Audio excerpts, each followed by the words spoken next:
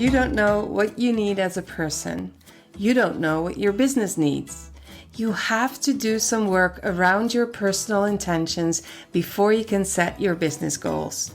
Hi, welcome to the Pattern Shift podcast, where small businesses in slow fashion get actionable insights and pro tips so that they can grow their business and lead a good life while taking their personal health as seriously as their business growth. I am Saskia de Feiter, serial entrepreneur, artist, designer, marketing and branding expert for the last decade and a half. I've got some health problems and big dreams, and I set out to streamline my business and help you to do the same while we show the world that slow fashion is the way forward. Goals are like stepping stones over a river. As people and as business owners, we can't oversee our whole mission, and so we have to cut it up into goals. And in turn, cut those goals up into actionable steps. This way, we get focused. But before we get down to business goals, we'll look at our personal intentions. While goals are measurable over a certain amount of time, intentions are more of a commitment to a process, as Ryder Carroll, the inventor of the bullet journal, says. Goals are the what, plans are the how, and intentions are the why. Intentions are defined by present actions. The purpose of intentions is to be rather than to arrive. Now, I play many roles at any given day. I'm a mom, a spouse, an entrepreneur, a friend, a student, a teacher, a patient. All these personas need specific attention and specific needs met. If I didn't have a plan of action, I would drown in all the things that are thrown at me. I would be in a state of overwhelm constantly. About 5 years ago, this was my daily state of being. I ran a needlecraft school, taught knitting at a primary school, had an indie yarn shop that sold my own brand design products and hand-dyed yarns. I had 2 kids and a partner, friends and family, and a bunch of chronic illnesses. I dragged myself out of the bed sometimes, went into the morning chaos, dropped the kids at school, and when I opened the door to my shop, I felt so weighed down instead of excited and happy to get going. I did not know where to start, and so I just took on what was in front of me without a plan, and it was the same thing every day.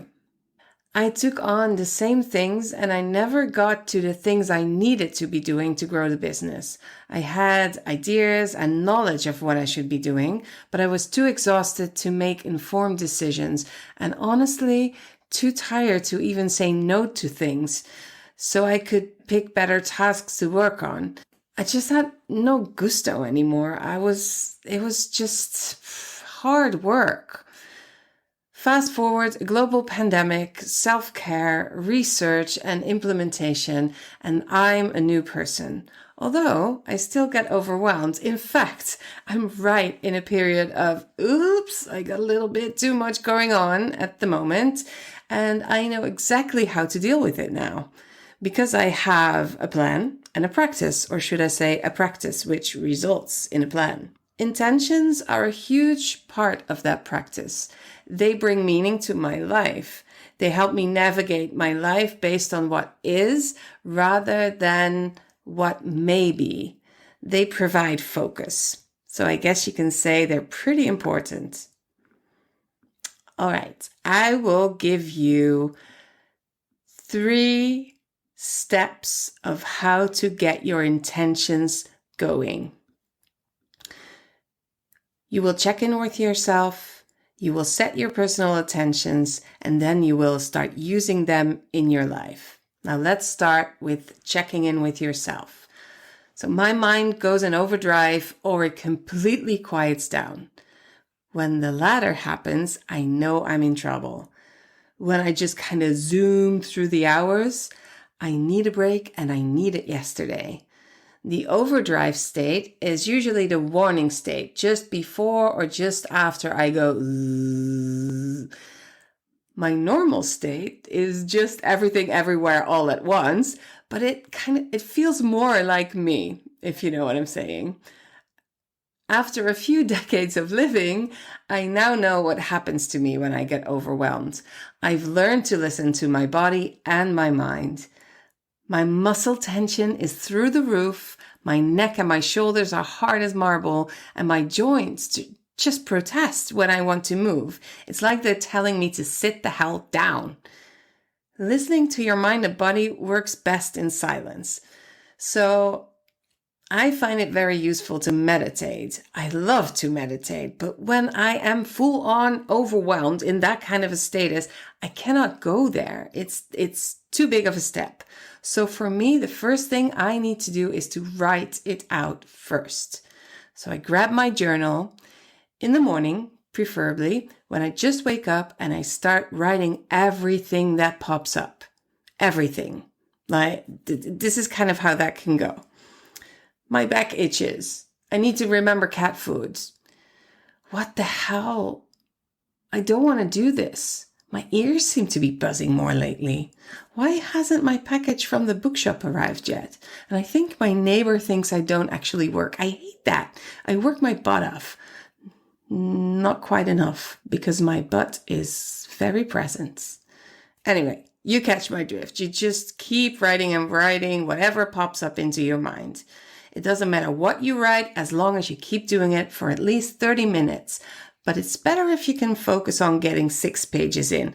Honestly, I never really get to the 6 pages. I feel for me, the 30 minutes is about what I need to get my clarity of mind.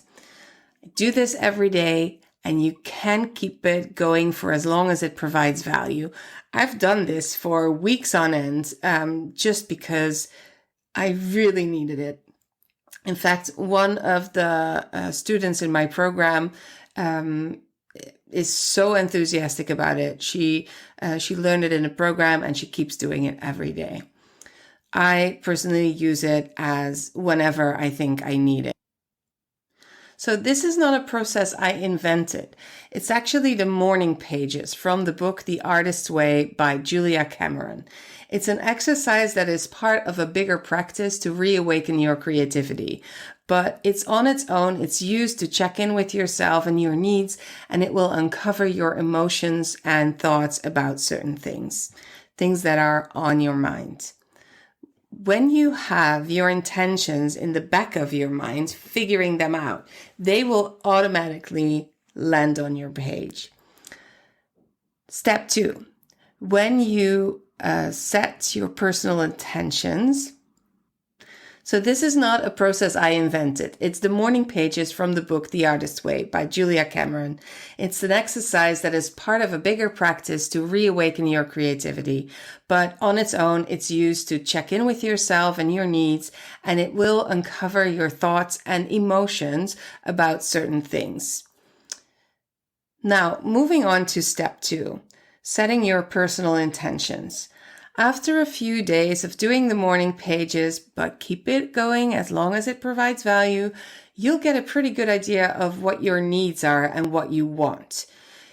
You can divide your life into separate areas. Take a piece of paper or your journal and divide it into areas that reflect to your life. Here are some examples: work, finances, social environment, health, leisure and culture, qualities and values. You collect your thoughts and ideas from the days where you did your morning pages. So you can do this for, let's say, a week, and read through them, highlight the areas, and put them under one of the topics. When you do that, ask yourself questions like, what do I need? What do I want? What can I offer? Where are my boundaries? What is non-negotiable? And simply, what is my intention for this topic? Try to get some clear intention for each topic. Short sentences. It's not like it's your life's work and it changes over time. So be kind to yourself. It could be anything like, I need more time alone during the day. I want a space where I can be alone. I need to be left alone between 12 and 1 to do some meditation or things like that. What are non-negotiables? Sunday is for the family. I will not do work on Sundays. These are the kinds of things that we are talking about. What do I need? I need my business to provide me with 25% of our family's income. That makes me feel like I'm providing part of the income of our family, and it makes me feel good about myself. I need to feel like I am providing. Social environment. What do I want? I want to check in with my friends every week, consistently, every month, depending on the kind of friendship or how busy you are. All these kinds of things. What can I offer? I have a lot to give. I love going to the theater. I can take my neighbor to the theater and make her feel less alone while also taking care of myself. These kinds of things can come up. I'm just making them up as I go along, but just to give you an idea. So short sentences in the end. You can do a lot of writing, but end up with short sentences so you can check in with them regularly. Third part is using these intentions in your daily life. Every day, every week, every month, you can set new intentions. You can go back to the intentions. You can review them. Some of the intentions can last a lifetime. They are all different, but it's really good to check in with them regularly. I would say at least weekly. We can learn to get a better sense of what fills us up, aligning our actions with our beliefs. And with these intentions in the back of our heads, we have compasses ready to guide us and give us better focus. It's so much easier to decide if we want to say yes or no to something if we can reflect on our intentions and our non-negotiables, our beliefs, all of that. The best way to bring all of this into practice is by starting a bullet journal. That's my bullet journaling. All of this, what I'm talking about here, is embedded into this practice. Bullet journaling literally changed my life. It brought me clarity and focus when I needed it most. And I believe this is one of the best tools you can have as your private person and as a business owner. It's a mindfulness practice disguised as a productivity system, designed by writer Carroll as a way to deal with his ADD, currently usually referred to as ADHD. And come on, who doesn't love a thing that has multiple uses? Private, business, put it all together, have some insights, be mindful, like moving along, doing the focus, all of that.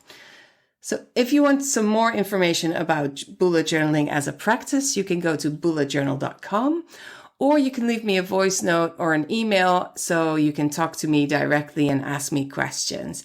I plan to do a whole lot more with bullet journaling connected to business and all of the things that we're talking about today. More to come in the future. So, but if you don't want to get into bullet journaling as a whole thing in this moment, here's a short summary of the ways you can set your personal intentions as a base ground to build your business goals on. What we talked about today, something you can immediately start doing. Here we go. 1. Check in with yourself by meditating and or journaling long-form style using the morning pages method. 2. Divide your life into separate areas that make sense for you. Go through your notes, highlight the things that pop up, and divide them under the areas, turning them into short sentences that you can refer to. 3. Look at your intentions daily, weekly, monthly, and use them as your guide for navigating your days and taking care of yourself. 4. A healthy and happy person is a better business owner, and your groundwork is done. Building sustainable businesses is also mostly, first of all, about sustaining yourself, your personal happiness and health. I would love to hear about your thoughts and ideas around this episode. Please go to patternshift.fm, leave me a voice message or comment below the show notes. I would love to hear about your thoughts and ideas around this episode. Please go to patternshift.fm and leave me a voice message or comment below the show notes. Do you want more actionable business tips and insights that speak your language?